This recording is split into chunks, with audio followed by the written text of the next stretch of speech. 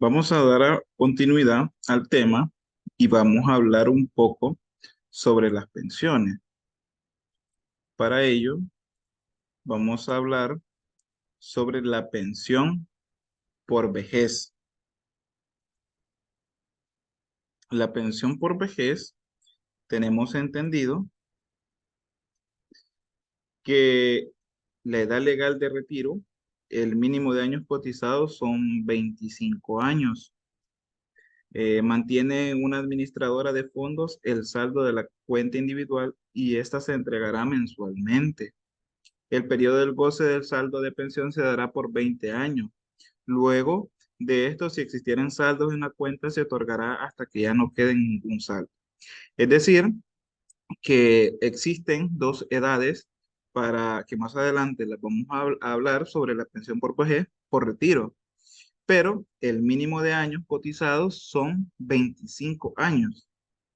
Y esto se tiene que mantener en una administradora de pensiones. En el país existen dos administradoras de pensiones, el AFP Crecer y el AFP Confía. El periodo que se tiene previsto que se goce de estos beneficios son por 20 años.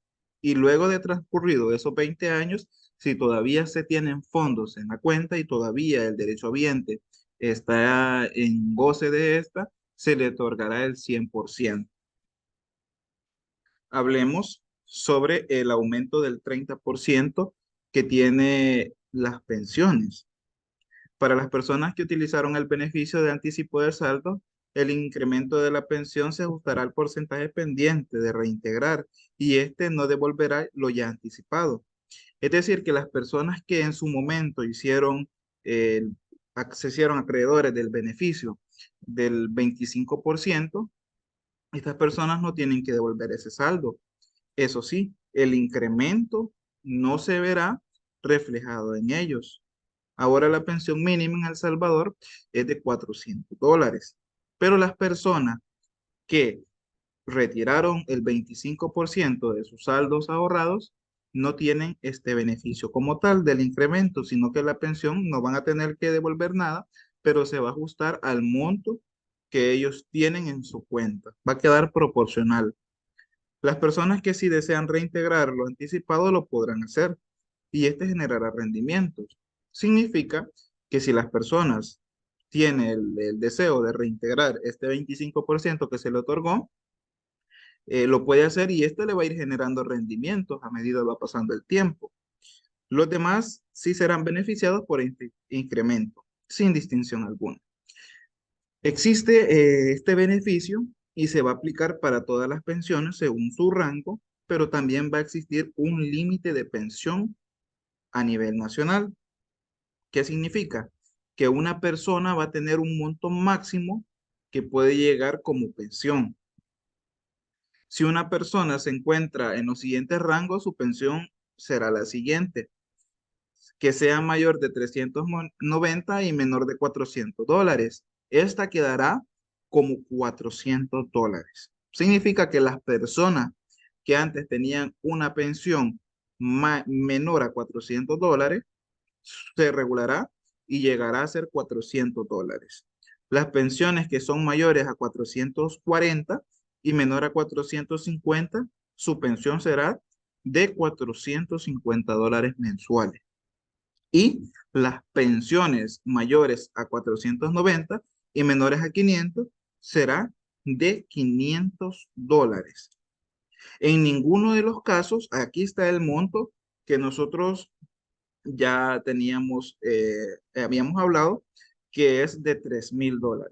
No existen, no van a existir pensiones mayores a $3,000 que las que ya se cuentan en el país. Anteriormente se tenían pensiones de $5,000 y no tenían ninguna regulación.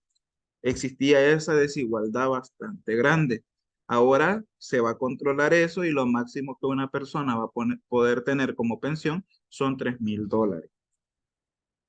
Pensión por invalidez. Vamos a hablar que los empleados no pensionados que sin cumplir los requisitos de edad para acceder a la pensión de vejez sufran un menoscabo de la incapacidad de ejercer su capacidad física o intelectual. Se le podrá otorgar una pensión por invalidez, ya sea total o parcial. Esto se tiene que analizar según una evaluadora y ella va a dictaminar si la invalidez es total o parcial. ¿Qué hablamos sobre invalidez total? Empleado que sufra pérdida de 2/3 de su capacidad de trabajo. Es decir, que el empleado no puede ejercer trabajo alguno. Este empleado está incapacitado y no puede cumplir, ya sea por el tipo de función que éste realiza, si es funciones de operación, esta persona no puede realizarlas, si es funciones eh, más administrativas, pero si la persona tampoco puede estar presente, se considera como una invalidez total. ¿Qué es la invalidez parcial? Sufra menos de 2/3 de pérdida de su capacidad de trabajo. Es decir, que el empleado sí tiene una disminución en su capacidad de trabajar, pero esto no le genera que sea el 100%. No genera que sea el empleado que no pueda asistir. Puede asistir quizás media jornada, puede desempeñar menos funciones de las que realizaba con anterioridad, pero sí puede realizar algunas de estas funciones. Devolución de saldos por vejez. Los empleados que cumplan con la edad legal de pensionarse por vejez y registren menos de 10 años de cotizaciones mensuales o continuas tendrán derecho a la devolución de saldos a su cuenta individual en un solo monto. Es decir, los empleados, aquellos empleados que tengan alrededor, la mayoría de edad, que ya sean de la tercera edad y tengan por lo menos 10 años de estar cotizando, estos empleados se les puede realizar lo que es la devolución de saldo por vejez.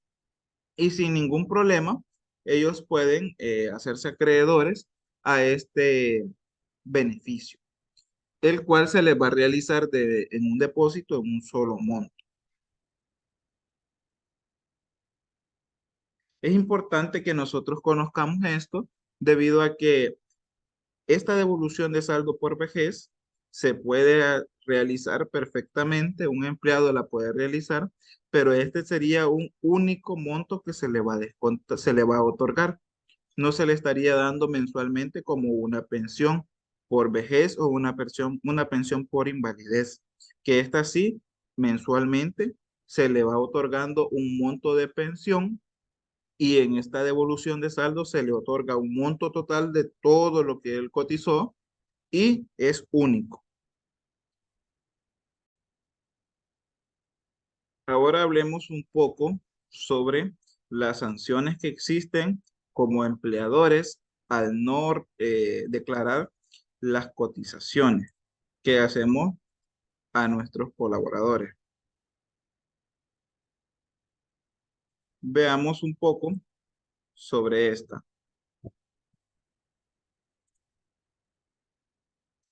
Presentación de declaraciones incompletas. Se considera una sanción a la afectación de manera grave la cuenta individual de un afiliado. Esta se multará por un monto de $600. Es decir, que nosotros debemos presentar todas las cotizaciones o declarar el monto exacto que se le ha descontado a un empleado. Como empleadores tenemos que tener esa seguridad. De esta manera nosotros no vamos a estar cayendo en este incumplimiento. El empleador el empleador que se le notifique sobre este incumplimiento y no corrija pasados 15 días hábiles, la sanción será por $1,200. Nosotros vamos a tener que declarar lo no declarado al trabajador y luego de eso pagaríamos la multa porque hemos caído en esta sanción. Incumplimiento de obligaciones de paga. Esto es algo muy delicado, ya que si nosotros no declaramos lo que hemos retenido al empleado, nosotros estamos llegando a algo más grave todavía. La omisión absoluta del pago de la cotización dentro de los plazos señalados se sancionará con una multa del 20% de la cotización no pagada, más un recargo moratorio del 2% por cada mes o fracción, sin perjuicio de que deberá pagar las mismas y las rentabilidades dejadas de percibir en las respectivas cuentas de los afiliados afectados, así como las cotizaciones que se refiere al inciso segundo del artículo 16 de esta ley, en la parte correspondiente al empleador. Es decir, que aparte de que nosotros ya estamos llegando a un incumplimiento, nosotros vamos a pagar el 20% de la cotización no pagada. Vamos a pagar la cotización, vamos a pagar el 20% y después de eso vamos a caer en un recargo moratorio del 2%. Y luego de eso, si estas pensiones en ese mes que no se declararon ya generaron rendimiento, nosotros vamos a tener que pagar ese rendimiento no percibido por el empleado. Y esto es bien delicado, debido a que tenemos que hacer toda esta serie de pagos para poder solventar el problema al empleado y este pueda tener de la forma más normal posible su declaración, que no afecte. Porque recordemos que al empleado que no le estamos declarando, este deja de realizar rendimientos. Su cuenta no tiene rendimiento a pesar del tiempo o por el tiempo que nosotros no le hemos declarado.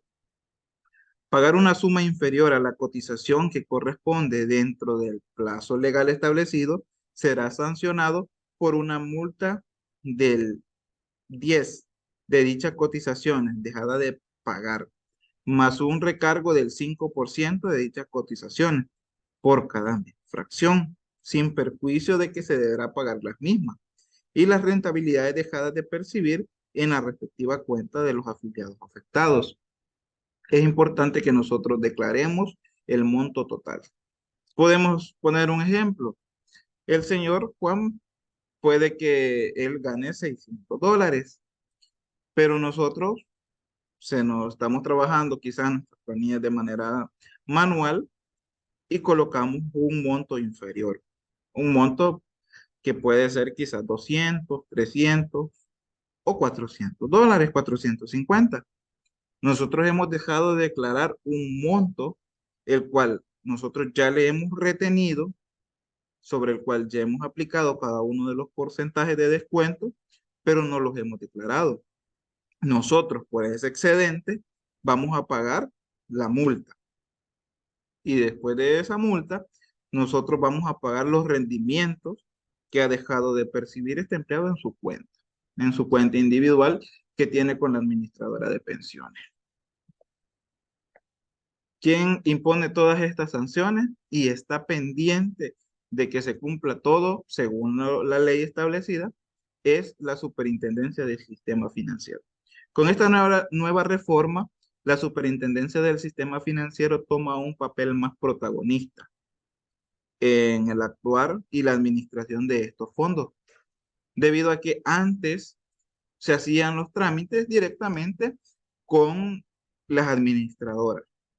Ahora los fondos, tanto de la Seguridad Social, que es el ISS, las AFP, Confía Crecer, todas estas retenciones que nosotros como empleadores le realizamos a nuestros empleados, le llegan todos los fondos a ella.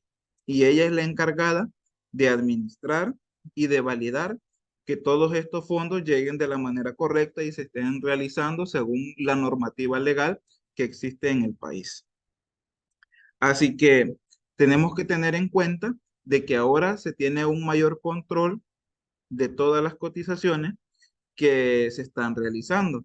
¿Por qué decimos que se tiene un mayor control?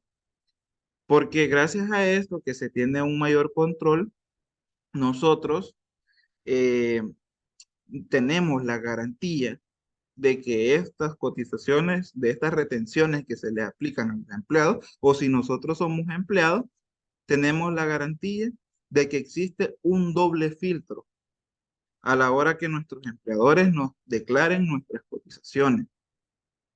Y se acaba aquello que en muchas empresas de hace tiempo se acaba que quizás le declaraban AFP o le pagaban seguro social y no le declaraban el AFP, o le declaraban el AFP, pero no le pagaban el seguro social.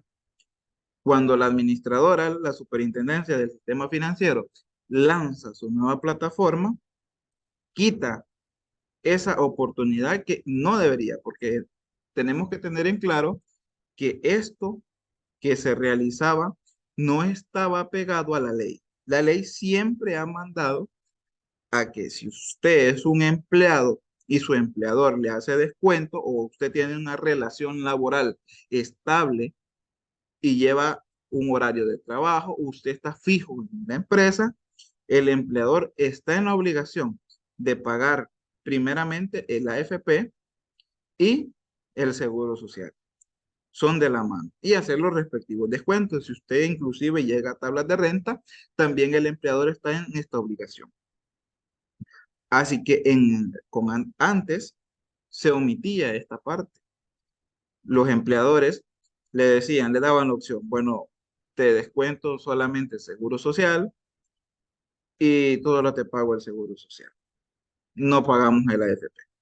¿Qué ha sucedido? Que ahora esta nueva plataforma del sistema de planilla único no permite realizar solo una declaración. Es decir, que si nosotros teníamos la idea de que podíamos continuar declarándole a una persona solamente el seguro social y ya no el AFP, esto ya le va a generar una incorrección. Ya el documento no le va a permitir subirlo porque usted va a tener errores en su declaración. Va a parecer insolvente. Y esto ya amerita trámites judiciales, los cuales ellos van a hacer un análisis desde cuándo usted le ha declarado solo una cotización a un empleado y todo este monto lo va a tener que pagar luego de las multas sobre el monto no cotizado, no declarado. Además, le va a pagar los rendimientos que usted, que el empleado ha dejado de percibir en su cuenta por todo el tiempo que usted no le ha declarado y las multas que esas van de acuerdo a la proporcionalidad de los meses que van transcurriendo, meses o fracciones de meses. Es decir, si eso es un mes y medio, se va a calcular sobre ese mes y sobre ese medio mes que no se ha declarado.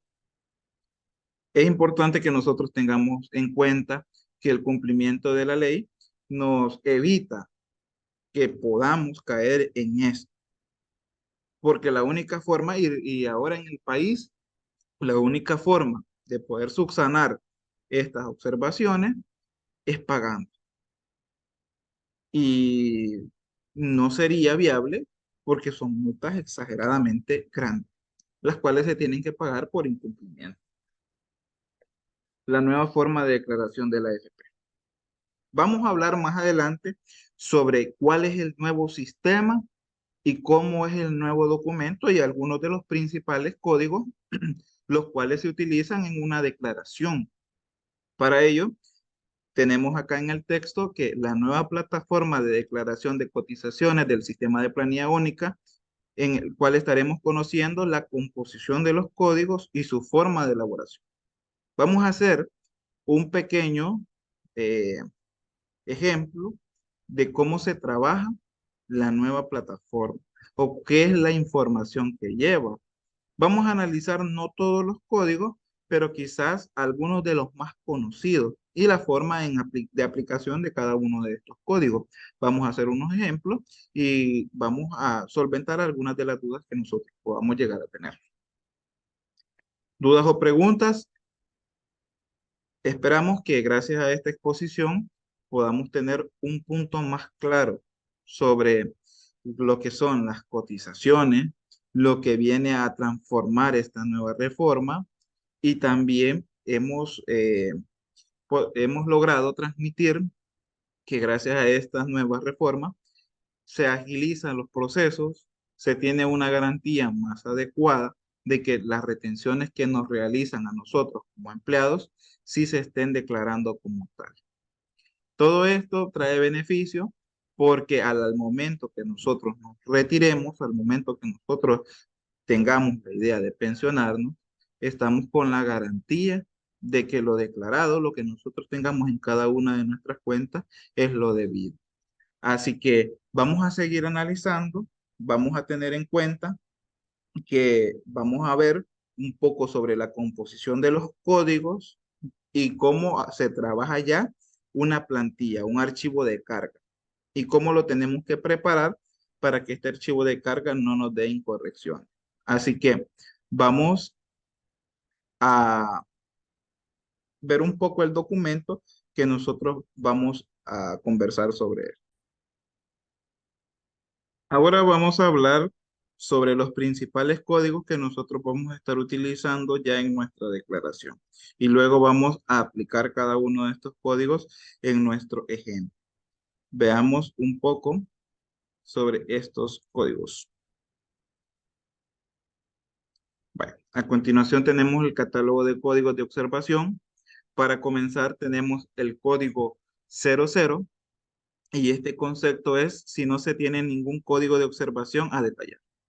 Cuando nuestro empleado, nosotros como empleadores estemos realizando nuestra planilla y la hacemos mediante carga de archivo, o vamos a seleccionar quizás de manera manual o si la estamos trabajando directamente en el sistema, nosotros, si el empleado no tiene incapacidades, no tiene permisos, no tiene absolutamente ninguna observación, nosotros lo podemos detallar con código 00. En el apartado de nuestro archivo, lo vamos a dejar con código 00.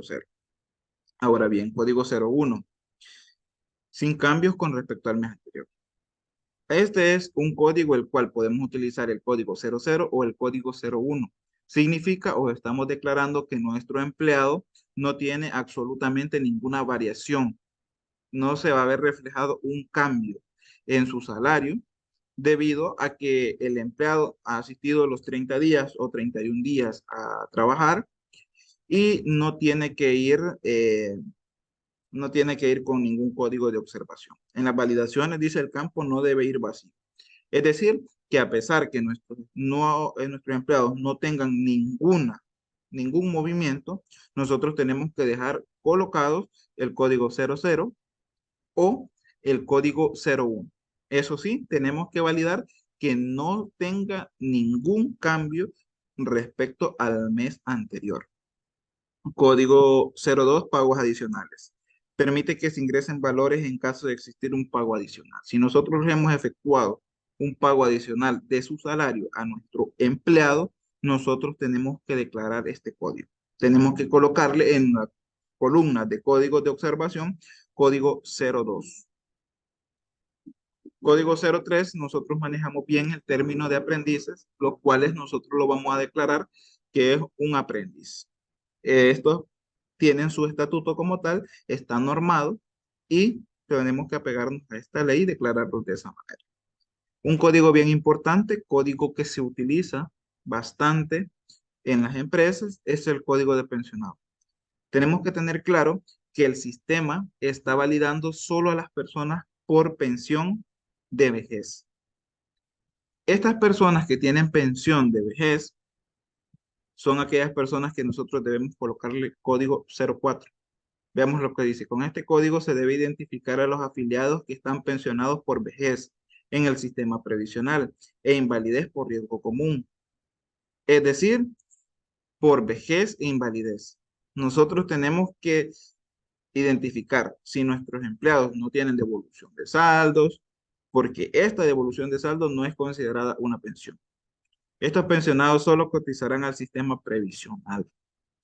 Es decir, con esto se está declarando que estos empleados, con anterioridad a estos empleados no se les hacía descuento, pero ahora sí, bajo el nuevo sistema de planilla única, la nueva normativa, a estos empleados se les tiene que descontar si están trabajando en nuestras empresas todavía, tenemos que descontarles, pero posteriormente a ellos se les va a realizar una devolución de todos estos saldos, los cuales se les han descontado. Pero ese ya es un proceso administrativo que se tiene que hacer con la administradora de pensiones. Código 05, código de licencia. Si nosotros como empleadores a nuestros empleados otorgamos permisos personales, permisos que inasistencias que no se acerquen a nuestros centros de trabajo, tenemos que identificarlos. Debido a que se va a ver un cambio en su salario, va a tener una diferencia con el mes anterior. Nosotros tenemos que identificarlo y detallarlo. Y en la columna de días tenemos que claramente declarar que ha trabajado menos de los 30 días. Porque si no colocamos este código y nosotros colocamos un ejemplo, Si el mes tiene 30 días y el empleado faltó un día a sus labores, nosotros le vamos a declarar que el empleado asistió 29 días.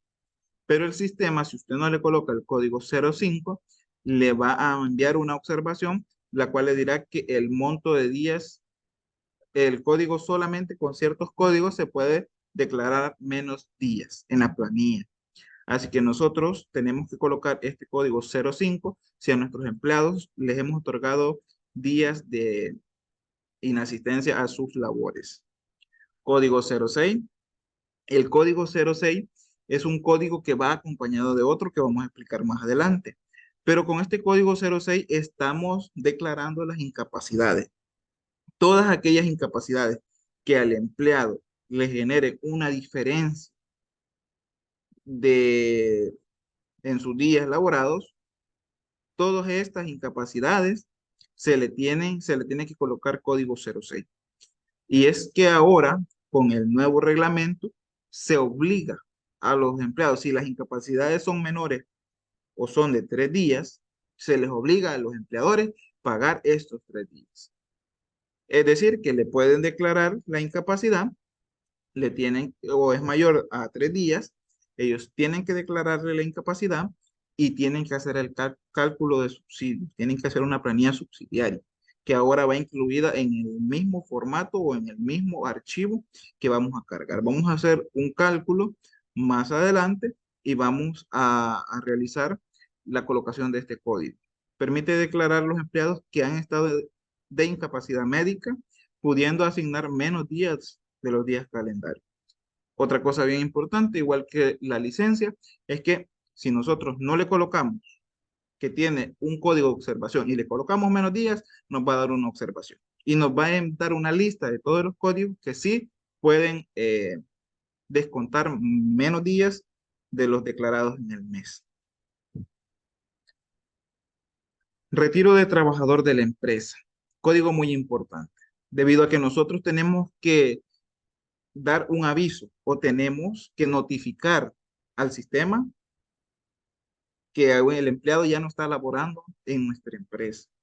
Esto es importante que lo hagamos, lo tenemos que hacer en el mes que el empleado se retira o que nos damos conocimiento que se va a retirar, debido a que en esta planilla no se puede declarar con todo hacer.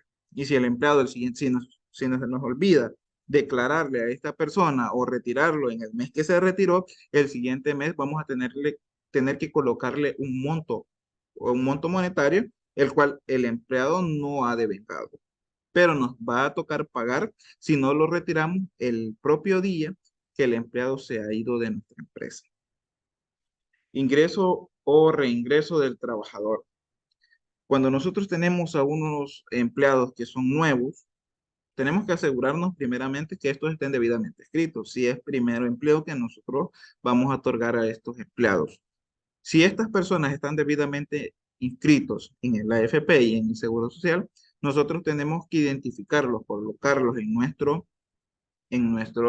declaración, en nuestro